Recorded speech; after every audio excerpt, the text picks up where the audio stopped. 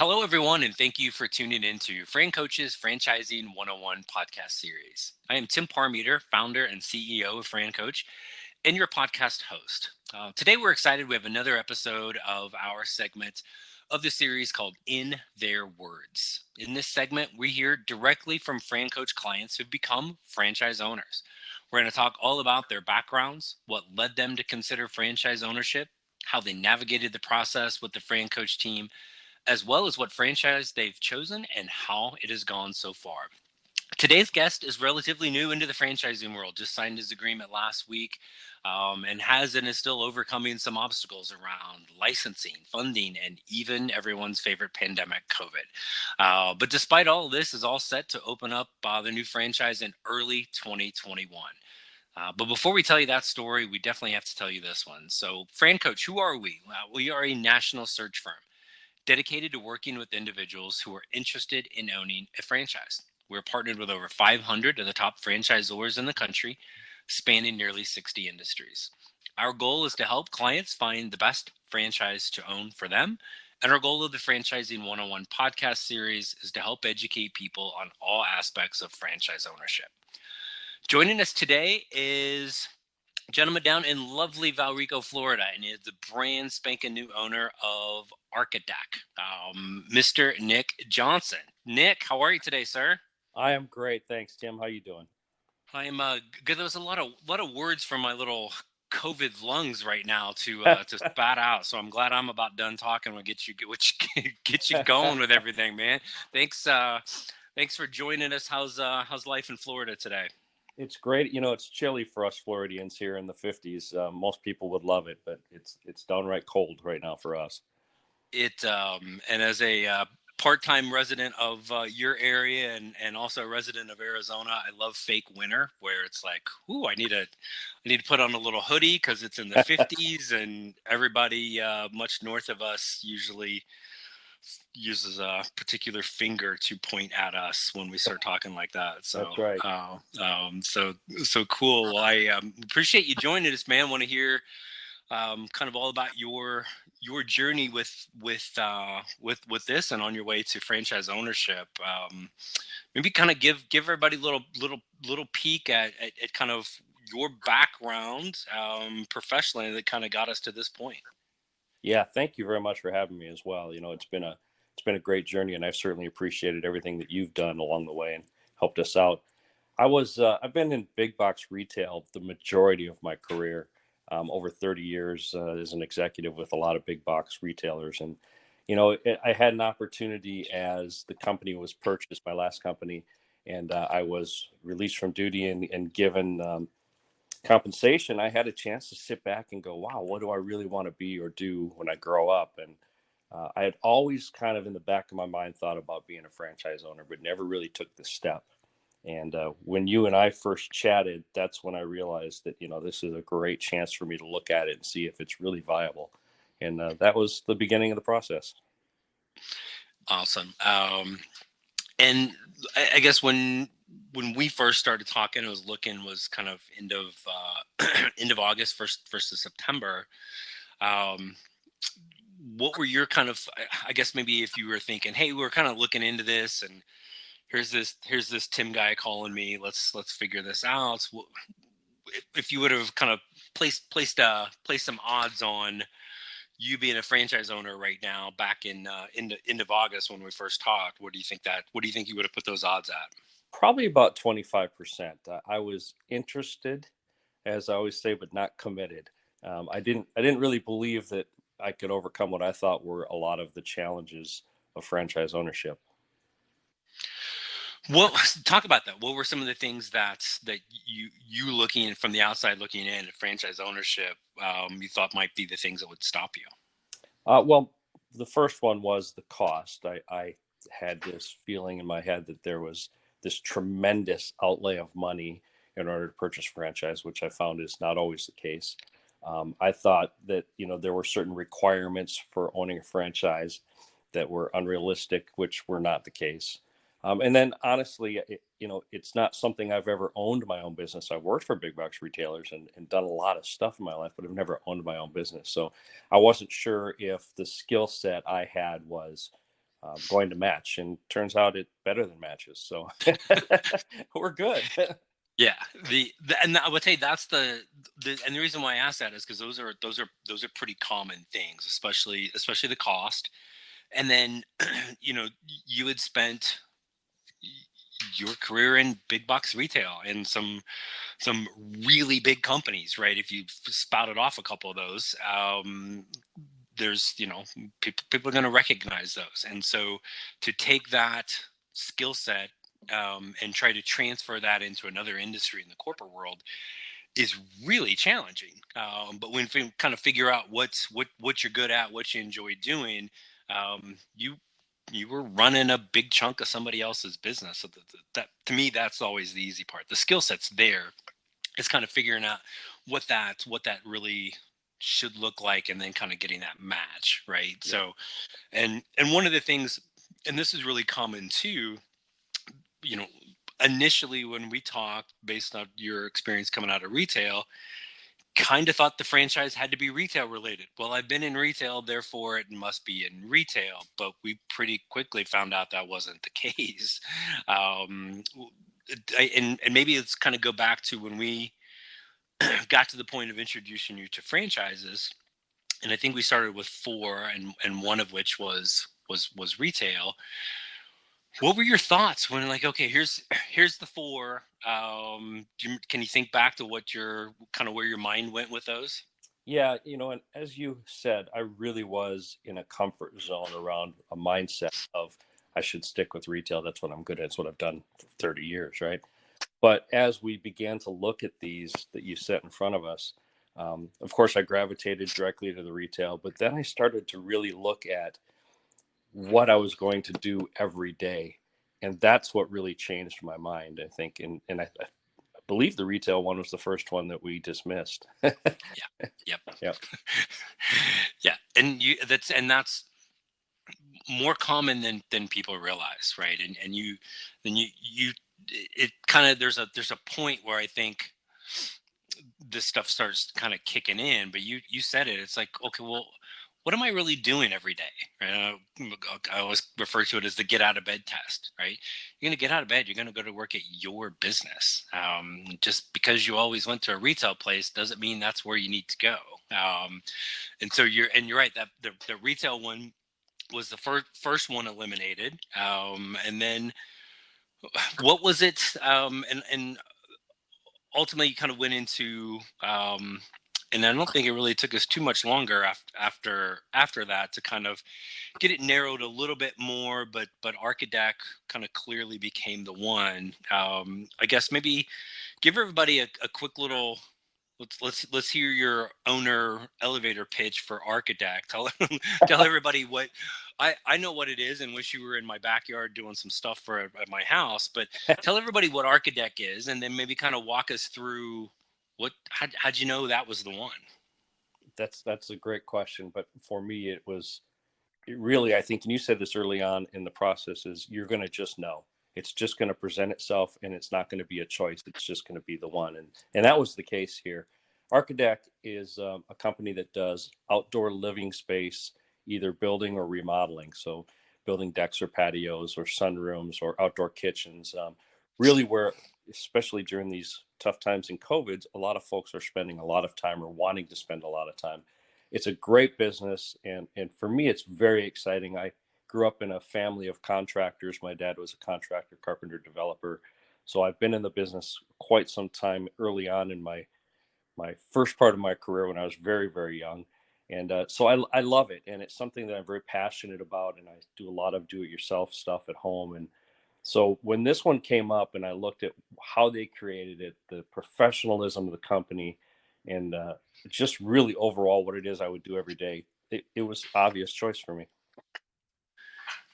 Which is perfect, and it's and I think one of the other things that we had talked about that kind of drew you to this is just the quality of what's being done. I just this is one, and maybe I'm a little kind of skewed towards this because I'm personally going through it in my backyard right now, where there's not an Architect franchisee anywhere near me. So I've got like Bob the Builder outside doing some stuff, and if you kind of walked around the patio they just did around the new pool, I think Bob the Builder was drunk doing the concrete, right? Because it's like a little roller coaster with stuff, right?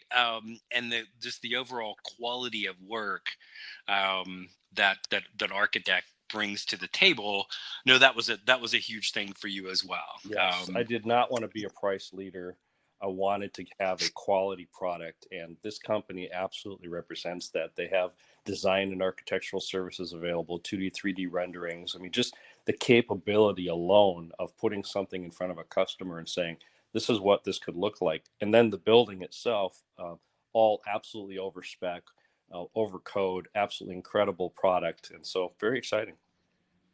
Cool. And then part of the process, just for maybe people that don't know, is I mean, from the time we introduce people to franchises until we get to the end, it's 6 weeks or so. And I think probably took us about probably pretty close to that long. And I think the only thing that kept it from being a little faster is you got the Rona in there, right? And kind of Correct. slapped you back a week. Unfortunately, right? Fortunately, you're all good now, but that kind of hit that. But that 4 to 6 week process towards the end, you get a chance to talk to existing owners for the franchise. And I know that was a key element of this for you, especially with Architect. What was that experience like talking to other existing owners? That was incredible. And really, I think I was down to two at the time. And the conversations with the owners really landed this for me because you get a feel for the culture of the company. And the owners, they'll tell you anything. I mean, if they don't like how they're being managed, they'll tell you. And if they love how they're being managed, they'll tell you. And to a T, to a person, every one of them said that the company gave them exactly what they needed, let them do their jobs, was extremely happy with the mentality and how things were done and the support available. And then just the fact that they knew their numbers, could speak to them, were really engaged. That's what I grew up in my retail life. And so it felt very good to me to be able to come on board with a company like that. But that was awesome. Good. Yeah. And then the last piece of that is the discovery day. I think they use the term confirmation day, meet the team day, Yep. something where you get a chance to meet everybody in their organization, right? And again, 2020 has made most of these things virtual, which I know you did that virtually with the Architect team. But talk a little bit about what that experience was like. Yeah, the thing that you don't think about when you think about a franchise is that, you're just as much on show or on stage as the company you're looking to choose. They award you the franchise. You don't just get the right to buy it. And so the opportunity to get in front of these folks and talk to everybody in the company, all the major players, from the CEO all the way to the folks that are looking at the drawings and just having a conversation with you, you get to decide, do I fit in that culture? And they get to decide, does he fit in that culture? And that was really a great experience, just a chance to chat, understand what people do. But it was really more of relationship building than anything. And then when you ended that day, was there any doubt in your mind you were in the right spot? None whatsoever. I absolutely knew exactly this was where I wanted to be, what I wanted. And it was a great experience. Good. And you know this too, but from Architect standpoint, and you talked about this, franchises are awarded, and that's something that I don't think many people realize or even consider could be a thing. It's well, I'm just gonna, they're just trying to sell me, and I can write a check for the franchise fee whenever I want, and they'll take it. And that's not the case, right? And so they were extremely excited as well. And it's early on, and sometimes I even say this on the first calls with folks is when you get all the way to the end, you really aren't going to make a decision. It's going to be just clear. This is the one. Let's go. And I'm sure you're no different than everybody else. When I say that at the beginning, you kind of like roll your eyes, like, yeah, whatever, dude. There's no way it's that simple. But what happened at the end? It was just this was the this was the one, right? So very very very cool. And again, kudos to you too, because you had you had some obstacles along the way with this franchise, and like, no kidding around, you got sick, right? Yeah. There's licensing requirements with Archidec in the state of Florida that are no joke either. And you're going to get support from the franchisor, but one of the things, probably two biggest things that people don't realize with franchising that they're looking for is, one, can you just simply follow a plan? And that's hard for some people, right? But they have the proven plan. Can you follow it? And then can you have the ability to kind of step up and solve some problems? You worked your tail off on things from the licensing standpoint, and in some of the cases you were doing that stuff without knowing 100% sure it was Archidec. How did you have the confidence to be able to take some extra time on your own to do that investigation for Archidec? Well, the last thing you want to do is get yourself in a position where you think you're in the right spot, and all of a sudden there's 10 things that have to be done and 3 of them aren't possible. So if you don't do due diligence yourself, then you're putting yourself in a bad spot. So I did the background, I did the work. Florida just happens to be a really, really tough state. There's a couple other ones out there around contracting. So I'm glad I did it. I found out that I was able to overcome it, but there's a lot of folks that probably wouldn't be able to. So it's a good move to make. Well, and there's a lot of people that wouldn't have taken the time. And again, just that openness and the willingness to explore that was, again, really is fantastic. And I think it's one of the reasons why everybody knows that you're going to be super successful as a business owner, because it's not all rainbows and unicorns there, my friend, right? You're gonna have some days where you're like, uh-oh, what do I do? And if you just, again, sit there on your butt waiting on somebody to tell you, it's not going to happen. You got to be able to go figure it out. And I think, from your experience with Archidec, you're going to have all the support in the world for that, but you got to kind of figure it out. So, and then you talked about hitting up training first part of the year, and kind of getting everything launched in probably in March then, Yes, correct? late February, early March was what we're hoping.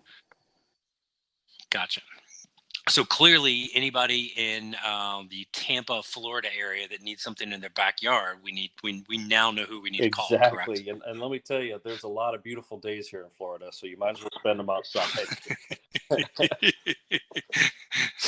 Yeah, even the cold, bitter winter days of when it's in the 50s, it's still it's still not too bad to That's get right. I outside. had to break So, a jacket out today. That's crazy.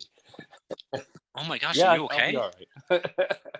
Okay. Well, I'm sure there's people listening to this right now that are giving us the stink eye for that. So, but they could move to Florida or Arizona. Right. It's okay. So, yeah, as long as you're under the age of 70, feel free to move. We got enough of the other one. So, the I guess the other question I wanted to kind of ask, from your experience, right? If there's somebody out there that's thinking, geez, that'd be great to have my own business, but I don't know. I don't know if I could do it, or if I should even look at it. What would you want to share with somebody who's listening to this that's considering franchise ownership but hasn't taken that step yet? I believe there's a couple things that you have to be a franchise owner. One is you have to be self-motivated. There's nobody going to wake up in the morning and push you and go to work, go do your thing. And so then that really kind of sets the pace for getting prepared, opening the business and running the business. The second piece is you have to decide that this is still a job, right? It's going to be a lot of work. It should be fun and it shouldn't feel necessarily like work, but it's going to be a lot of work. Don't think that owning a franchise is just sitting in an office and looking at reports.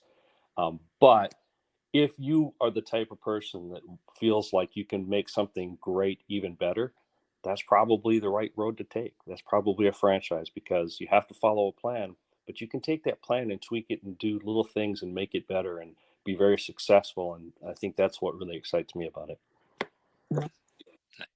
no, absolutely. And the hard work piece is, I mean, from our perspective, we talk to smart, successful people all day long.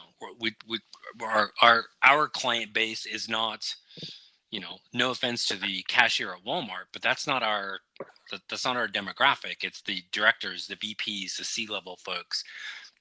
You don't get to that level in the corporate world by being lazy, right? You have the work ethic. So, and if you can kind of now decide hey, I'd like to apply, if I'm going to be working my ass off, why not do it for myself? Right. And build something for myself and have the potential to, bring family members into play, or legacy it to them, or at the very least, make gobs of money, and then when you're all done, sell it to somebody else, right? So no, that's that. I 100% agree with you on that. But it's not easy, right? And you can't just, you can't sit on the couch eating Cheetos all day. You gotta put forth the effort. And I like you have to be self-motivated, right? Franchises are going to kind of help you and support you, but you gotta get off your butt and go do it. So, and I know you're chomping at the bit to be able to do that. So, with that, which will be soon enough. So, well, cool, man. I really, seriously, Nick, I can't thank you enough for spending